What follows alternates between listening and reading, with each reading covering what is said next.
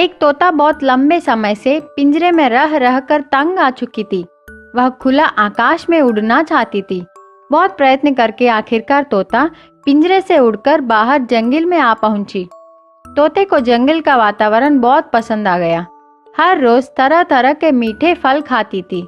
पगली जैसी उछलती फिरती जंगल के चारों ओर घूमती थी।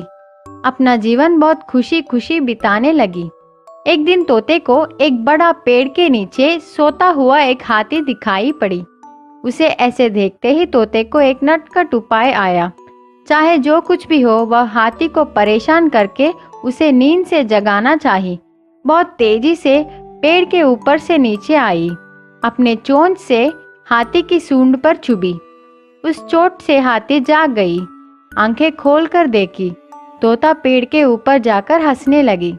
हाथी नाराज होकर कही, अरे तोता, क्या परेशानी है? तोता ने जवाब दी, मजाक है मेरे दोस्त। हंसने लगी। हाथी को कुछ फर्क नहीं पड़ा। आंखें बंद करके फिर से सो गई। कुछ देर बाद तोता फिर से नीचे हाथी के पास आकर दोबारा उसको परेशान की और तुरंत वहां से उड़कर पेड़ के ऊपर चली गई। हाथी गुस्से से चिल्लाई, अरे तू फिर से आ गई, क्या कुछ काम नहीं है क्या? लेकिन तोते को यह बहुत मजाक लगा। बार बार ऐसी शरारतें करने लगी। हाथी तंग आ चुकी थी। कुछ करना नहीं चाहा। वहां से उठकर चली गई। तोते को और मजा आ गया। फिर से एक और बार तेजी से जाकर हाथी को अपने चोंच से चुभी। हाथी क्रोधित हो गई। कुछ ना कुछ तो करके उस तोते को सबक सिखाने का निर्णय ली। हाथी एक तालाब के पास गई। अपने सिर को छोड़ बाकी का पूरा शरीर पानी में डुबाई। इसको देख तोते को बहुत मजा आया। वह सोची, अरे देखो, मेरे से डरकर हाथी पानी में जाकर छिप गई। खूब हंसने लगी।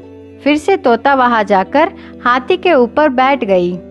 हाथी को छुपाना चाहिए।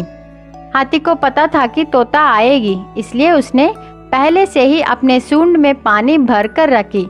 तोता चुभने ही वाली थी। इतने में हाथी ने पानी को झटके से तोते पर झोंकी।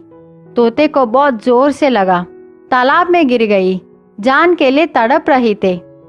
हाथी को तोते पर दया आकर उसको पानी से बाहर निकालकर जमीन पर फेंक दी।